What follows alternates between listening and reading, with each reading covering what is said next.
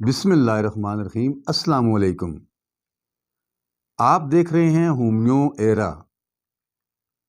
اس سے پہلے کہ ہم ہومیو ایرا میں ڈرگ پکچر کے حوالے سے بات کریں، میں آپ سب کو رمضان کے چاند کی مبارکباد دیتا ہوں۔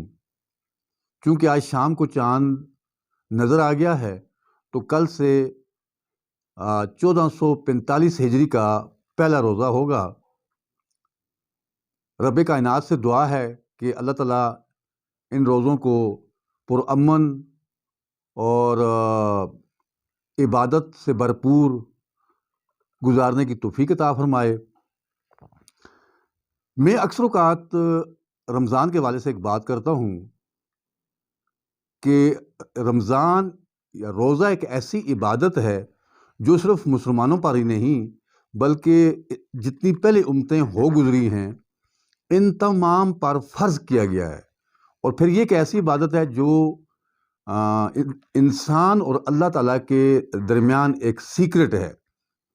یہ ایسی عبادت ہے کہ یہ یا تو بندہ خود جانتا ہے کہ وہ اس نے یہ عبادت کی ہے یا نہیں، یا پھر وہ رب کی ذات جانتی ہے کہ یہ اس نے روزہ رکھا ہے یا کہ نہیں۔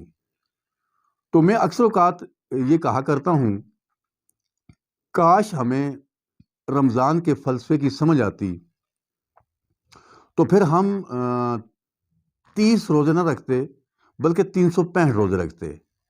چلے اس پہ ہم کبھی بات کریں گے کہ رمضان کی فلسفی کیا ہے۔ تو آج ہم جو موضوع لے کے آئے ہیں وہ ہے اوینا سٹائوا۔ آج کی جو ہماری ڈرگ پکچر ہے وہ ہے اوینا سٹائوا کے حوالے سے۔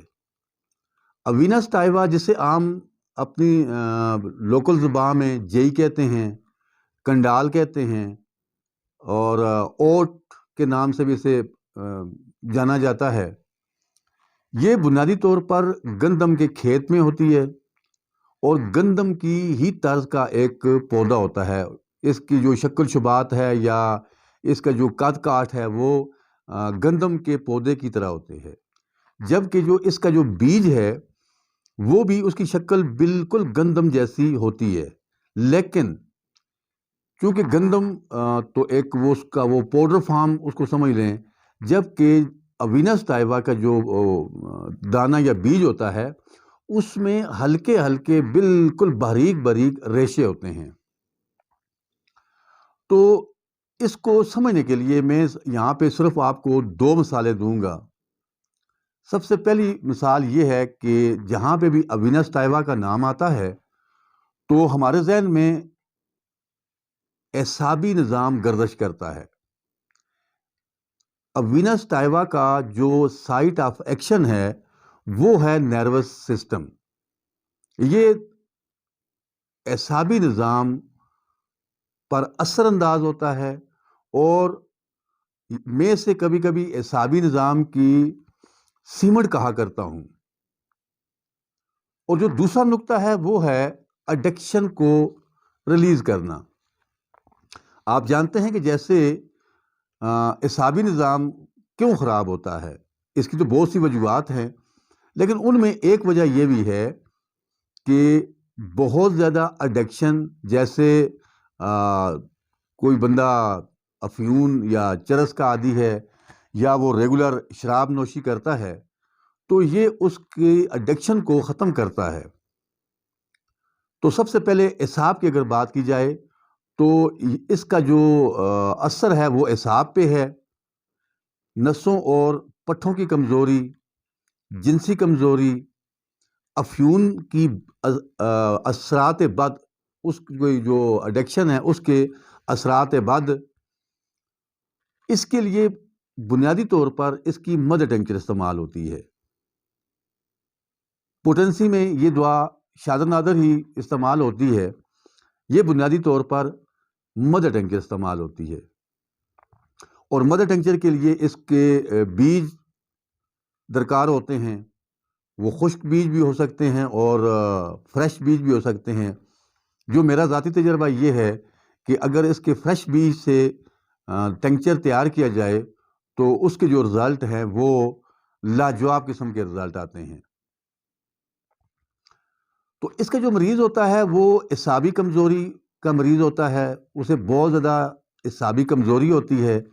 اعصابی کمزوری ہی کی وجہ سے اس کی جو جسم ہے وہ سست اور کاہل ہوتا ہے، اور اس کے اندر جو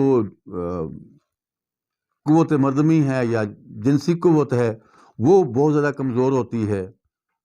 اور اس کے علاوہ جو لوگ بہت زیادہ کپولیشن کرتے ہیں، جسے ہم اوور سیکس بھی کہتے ہیں، تو ان لوگوں کے لیے یہ ایک لاجواب دعا ہے، یہ مردوں کے والے سے۔ اور اگر ہم فیمیل کے والے سے بات کریں تو فیمیل میں جو مینسز پیریڈ ہے وہ بھی ڈسٹرب ہوتے ہیں، اور اسی کی وجہ سے اعصابی کمزوری، جو مینسز بلیڈنگ ہے وہ بہت کم مقدار میں ہوتا ہے، لیکن بہت ہی کم مقدار میں، اور اس کے ساتھ شدید دردیں ہوتی ہیں، ڈائسمینوریا۔ تو یہ فیمیل سائڈ پہ اس کے جو علامات آتی ہیں وہ یہ ہیں۔ اب ہم دیکھتے ہیں کہ ایڈکشن، میرا جو ذاتی تجربہ ہے، میرے ایک ماموں بہت عرصے سے، وہ ایک نہیں بلکہ بہت ایٹ اے ٹائم وہ بہت زیادہ ایڈکٹڈ تھے۔ وہ اوپیم کو بھی استعمال کرتے تھے، وہ کینابس انڈیکا کو استعمال کرتے تھے، اس کے علاوہ جو بھی ان کے آگے کوئی چیز آئے تو اس کو معاف نہیں کرتے تھے۔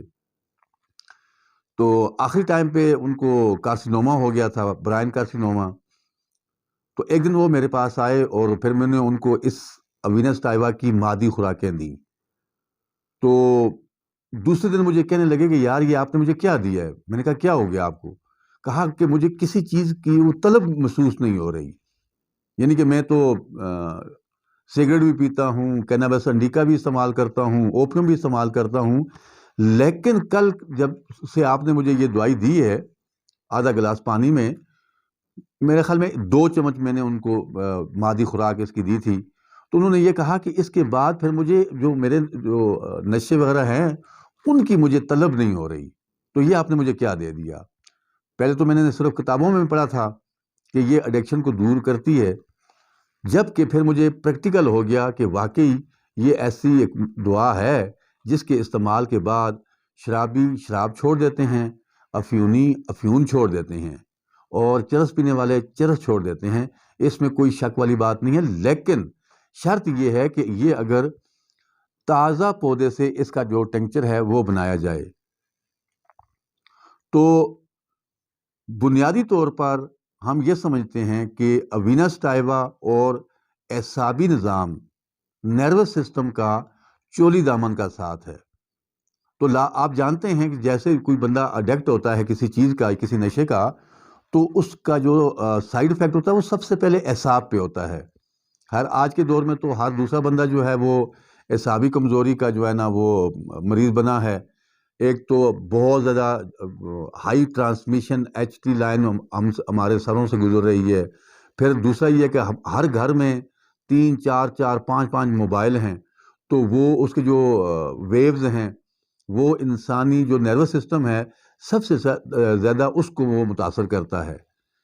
تو اس حوالے سے جو ہماری ادر ڈائٹس ہیں وہ بھی کیمیکل بیس پہ ہیں، تو آج کے دور میں ہر ایک بندہ جو ہے وہ اعصابی کمزوری کا شکار ہے۔ تو اعصابی کمزوری کے جو شکار افراد ہیں ان کے لیے یہ اللہ تعالیٰ کا ایک بہت ہی عظیم عطیہ ہے۔ تو پیغام یہ ہے کہ ہومیوپیتھی کو اپنائیں، خود اپنائیں، اپنے عزیز و اقارب کو اپنانے کی ترغیب کریں۔ یقین جانیں پوری دنیا میں اس وقت اس پہ ایک قسم کا جو ہے وہ بین لگنے والا ہے، بعض ملکوں میں اس کو بند کیا جا رہا ہے۔ مطلب ہے کہ اس سے ہر دور میں دیوار سے لگانے کی کوشش کی جاتی رہی ہے، لیکن الحمدللہ بغیر گورنمنٹ کی سرپرستی کے یہ سسٹم بڑا آگے گیا، اور اب یہ مزید آگے جائے گا، یہ میرا ایمان ہے۔ تو اب تک کے لیے اتنا ہی۔ اپنی صحت کا خاص خیال رکھیے گا، کیونکہ آپ کی ساری خوشیاں آپ کی صحت سے وابستہ ہیں۔ آپ کا بہت بہت شکریہ۔ Thank you so much.